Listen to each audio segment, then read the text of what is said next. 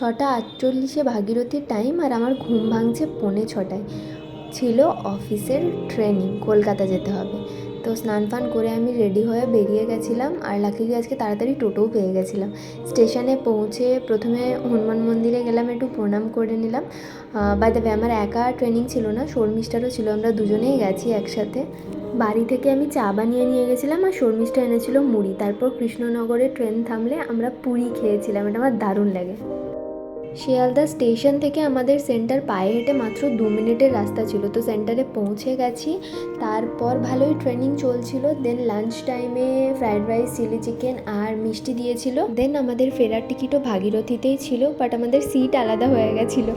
আর আমার চা এখনও অবধি গরম ছিল। তারপর আমরা একটু মশলা মুড়ি খেয়ে নিয়েছিলাম। দেন স্টেশন থেকে রূপক আমাকে নিতে এসেছিলো। তারপর বাড়ি গিয়ে ফ্রেশ হয়ে ডিনার করেছিলাম।